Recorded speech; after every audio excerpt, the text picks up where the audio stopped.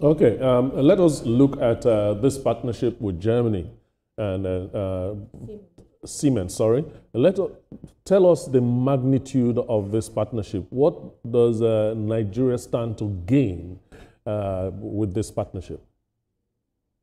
Okay, yeah, I'll take you a bit historical. Remember that President Buhari, late President Buhari and Chancellor Merkel met in Germany about 2019, 2020, and they had conversations, and that culminated in what's called the PPI, that the Presidential Power Initiative, such that the idea is to modernize and upgrade power transmission and distribution infrastructure across the country. The initial target was that by 2025, right? What we have now is that phase one is just phase 1A, so to speak, is ending in 2025. So the idea is to invest billions of dollars, and it's supposed to be a counterpart funding arrangement where the Nigerian government also does contribute money, right? Grid infrastructure, data systems, skilled operators, and I'm aware that Siemens is setting up something in Abeokuta, a training system. That's why you know then have continue to have skilled operators.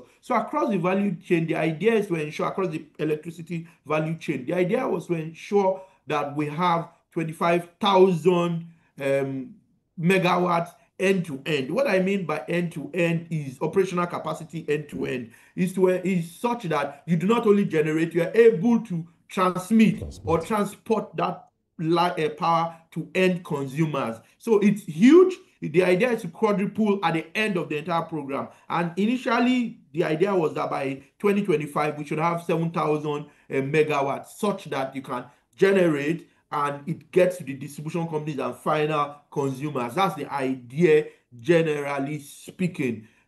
So that's what Siemens seeks to do. It's across the value chain so that it's not because the last data I saw, I think we have 10,000 plus megawatts of stranded capacity, generation capacity, meaning that you can generate it, but it's You either you can't don't have distribute gas or it. you don't have transmission or distribution infrastructure to be able to transport same. So it doesn't make sense to have that thing and not be able to make use of it. So I guess it's also going to ease. The idea is also to ease what would otherwise be stranded power. So it's across the value chain and it's billions of dollars expected to be spent, and a lot has been spent already. Tens or hundreds of millions of dollars have been spent on Yeah. that idea.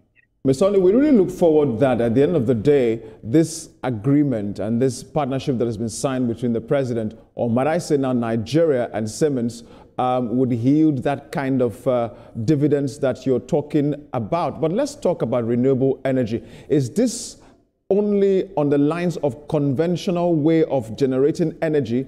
Is there anything in this conversation that goes into alternative energy production as well? Because if we are only going to focus on the conventional way, do we have what it takes? And how fast will this come into light?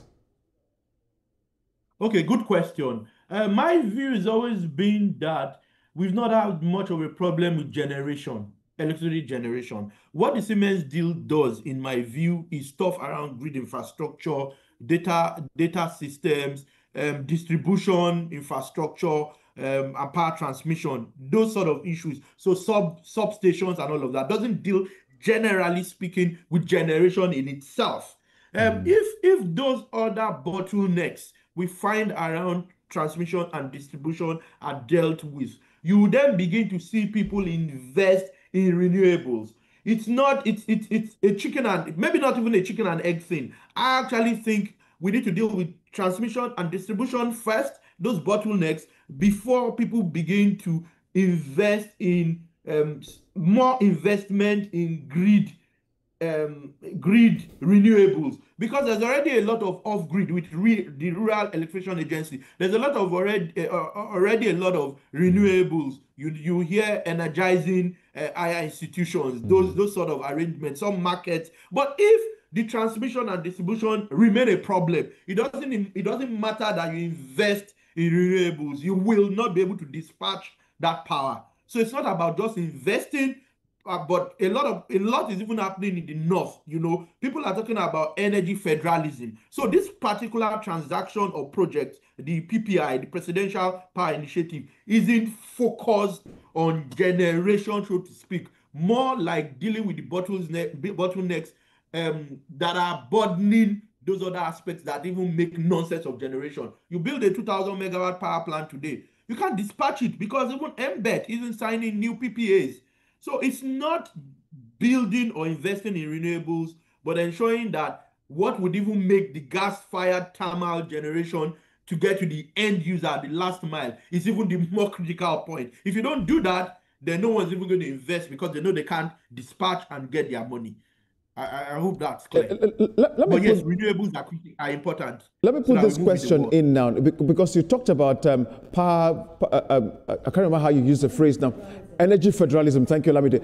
And that's really important because that's some of the conversation that is going around bottleneck issues. You just said, if in Lagos we're able to generate the power that is needed in the state, should there still be that conversation of transmitting it to the national bank from then sent around the country, wherein it now comes back to Lagos less than what Lagos generated in the first place?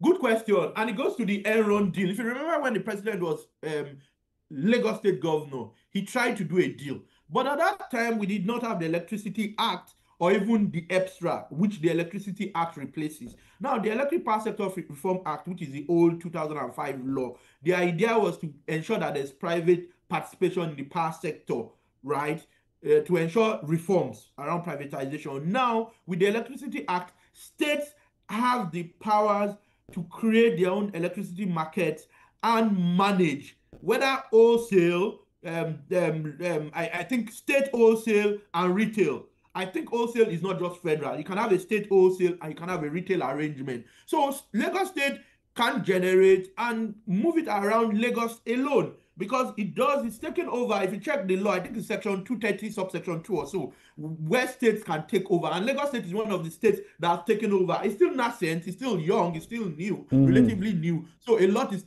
already going on. So it's not the old rule where you have to send to the transmission company of Nigeria, which is now even been broken down to TSP and the NISO.